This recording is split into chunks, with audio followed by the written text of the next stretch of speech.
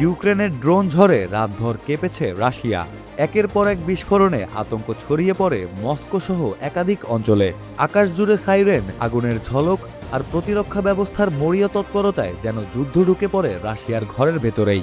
হঠাৎ করেই চালানো এই ভয়ঙ্কর হামলা শুধু রাশিয়ার নিরাপত্তাকেই চ্যালেঞ্জ জানায়নি, বরং স্পষ্ট করে দিয়েছে কিয়েভ এবার পাল্টা আঘাতে আরও ভয়ঙ্কর হয়ে উঠছে। রোববার গভীর রাত থেকে ভোর পর্যন্ত চলা এই বিশাল আক্রমণে রাশিয়ার আকাশ প্রতিরক্ষা ব্যবস্থার সক্ষমতা নিয়েই নতুন করে প্রশ্ন উঠেছে। মস্কো অঞ্চলে অন্তত ৩ জন নিহত হওয়ার খবর নিশ্চিত করেছে স্থানীয় প্রশাসন। আহত হয়েছেন আরও কয়েকজন। রুশ প্রতিরক্ষা মন্ত্রণালয়ের দাবি, রাতভর অভিযানে তারা মোট ৫৫৬টি ইউক্রেনীয় ড্রোন ভূপাতিত করেছে। মস্কো ছাড়াও ১ ডজনের বেশি অঞ্চলে হামলা চালানো হয়। তবে এত বিপুল সংখ্যক ড্রোন রাশিয়ার আকাশ সীমায় ঢুকে পড়তে পারায় দেশটির প্রতিরক্ষা ব্যবস্থার দুর্বলতা স্পষ্ট হয়ে উঠছে বলে বিশ্লেষকদের মত।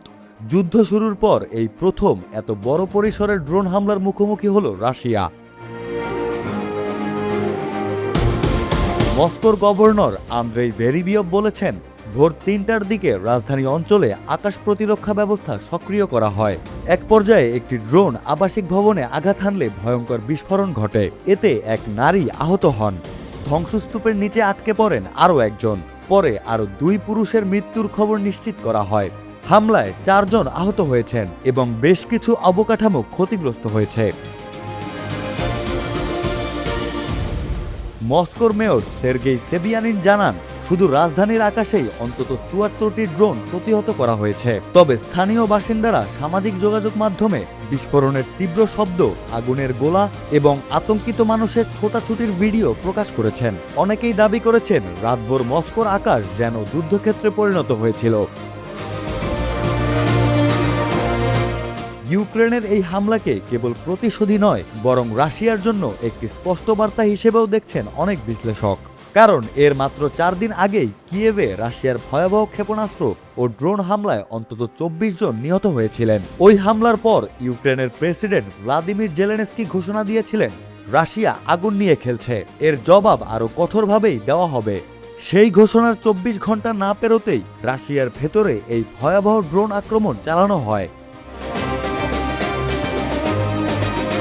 যুদ্ধ বিশ্লেষকদের মতে ইউক্রেন এখন আর কেবল সীমান্ত রক্ষার যুদ্ধে আটকে নেই, বরং রাশিয়ার অভ্যন্তরে ভয় ও অস্থিরতা ছড়িয়ে দেওয়ার কৌশলে এগোচ্ছে।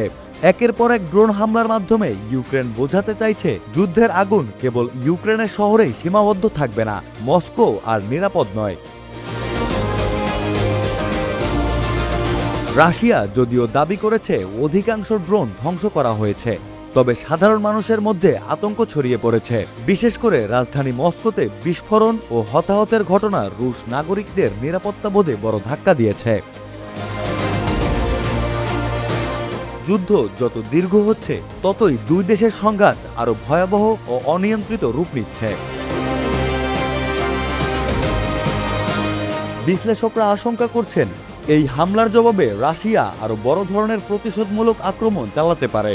ফলে ইউক্রেন রাশিয়া যুদ্ধ এখন নতুন এক বিপজ্জনক মোড়ে পৌঁছেছে, যেখানে ড্রোন প্রযুক্তি হয়ে উঠছে সবচেয়ে ভয়ঙ্কর অস্ত্র।